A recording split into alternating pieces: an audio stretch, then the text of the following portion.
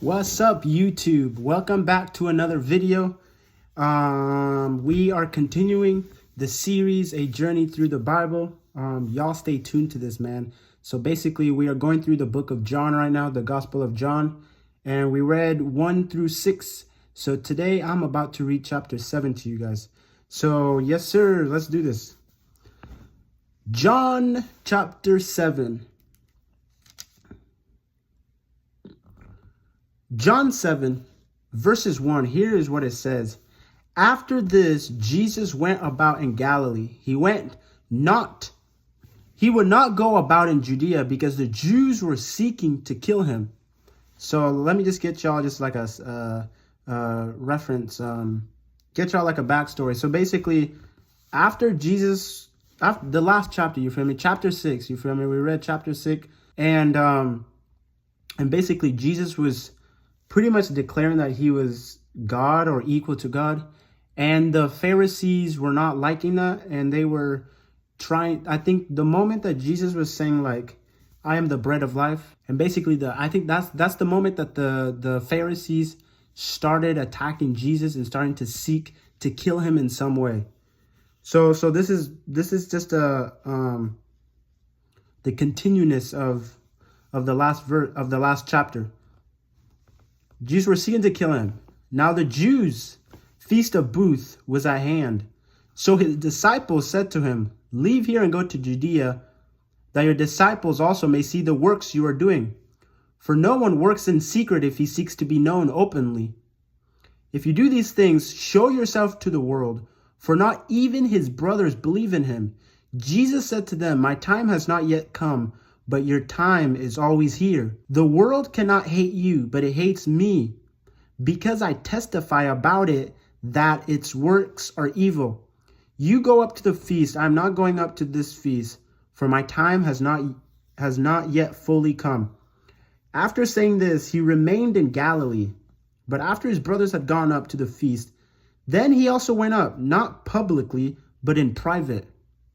The Jews were looking for him at the feast, saying, where is he? See, Jesus already knew, man. Jesus already knew they were going to try and jump him and try and arrest him or you feel me, hurt him or do whatever they can to stop Jesus' ministry.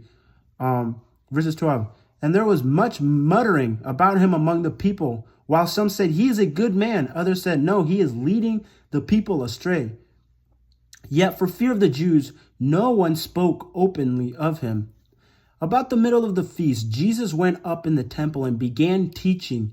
And Jews therefore marveled, saying, how is it that this man was learning when he has never studied? So Jesus said to them, my teaching is not mine, but this who sent me.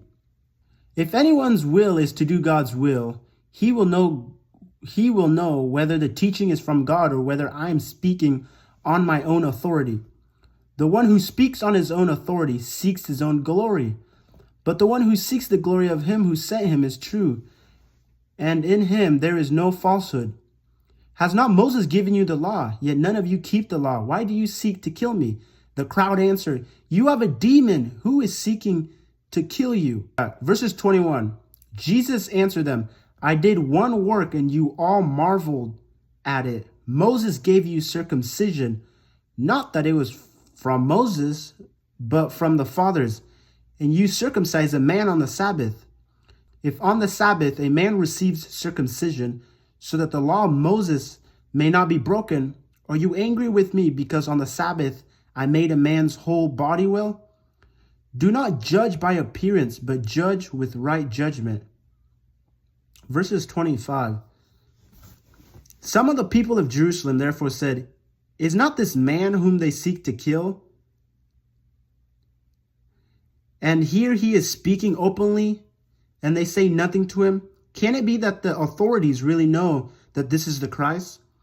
But we know that where this man comes from and where the Christ appears, no one will know where he comes from. So Jesus proclaimed as he taught in the temple, you know me, and you know where I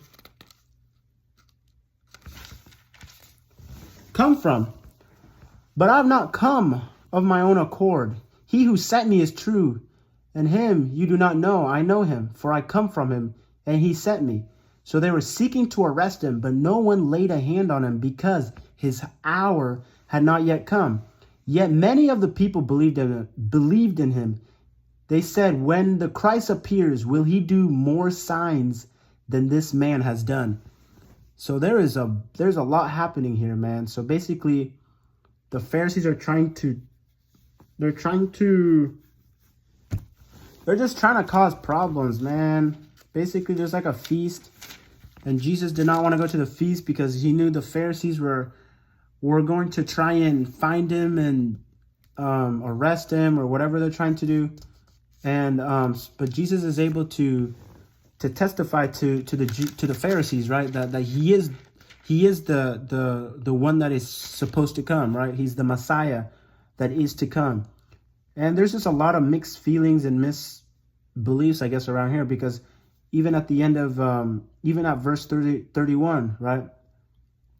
There are many who believe in him, but there's also others who are like, even if this man says he is Christ, you feel me?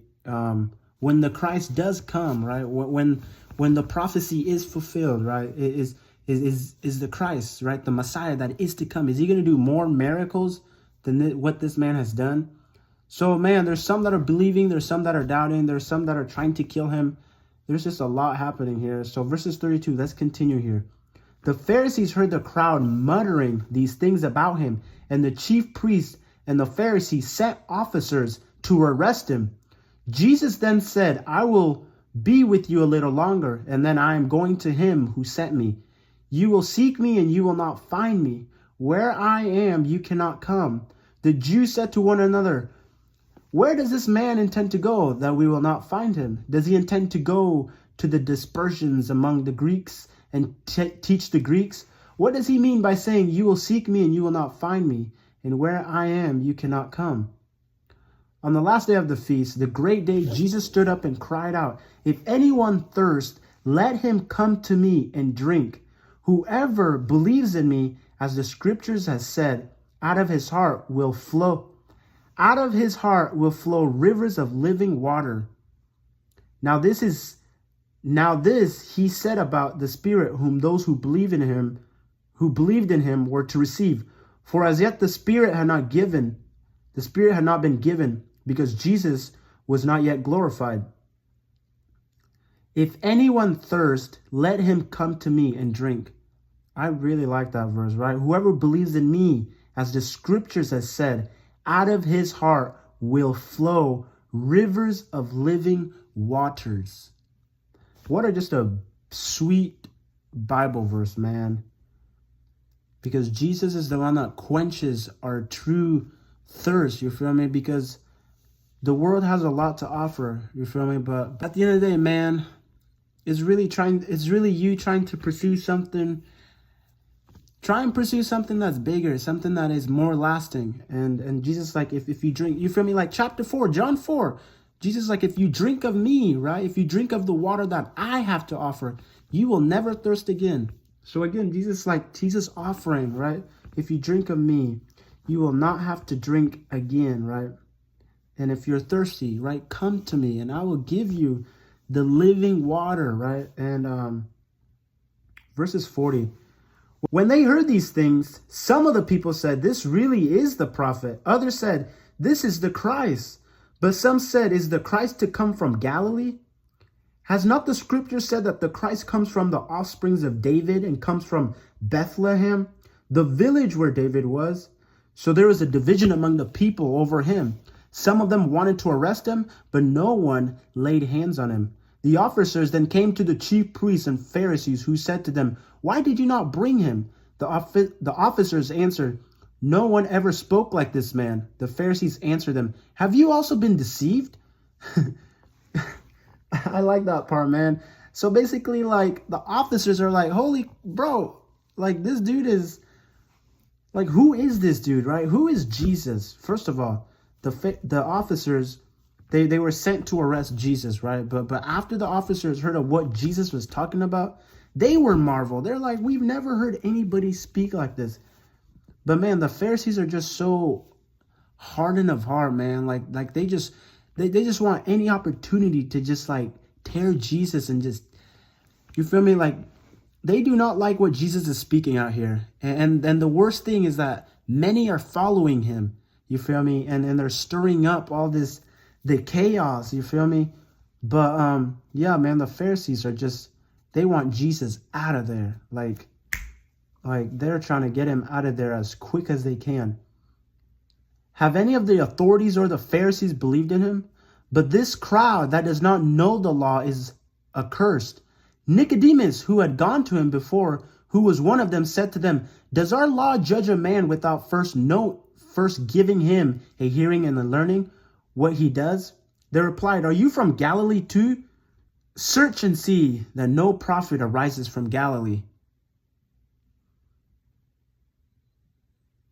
I guess that's the end of the chapter, but the weird thing about this, man, is that I've read John multiple times, but this is the first time I've actually seen this in one of like a transcripts or manuscripts or whatever, right? This is what it says. So basically, it says the earliest manuscripts do not include John 7:53 8 to 11. That is very interesting. So basically, we do not have verses 53 to, I don't know what verse, I don't know how much verses is in here. But that is interesting. Because this is verse 57. It says, okay, let's read verse 52. And they replied, are you from Galilee too? Search and see that no prophet arises from Galilee.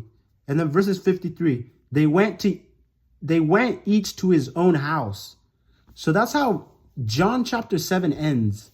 Basically, I guess we don't have the manuscripts in that, in that little section, in that couple verses. Huh. But yeah, man, that is John chapter 7, man. If y'all are liking this, make sure that y'all are hitting the subscribe button. Y'all are liking, commenting, and sharing this, man. And thank you y'all for tuning in to this journey.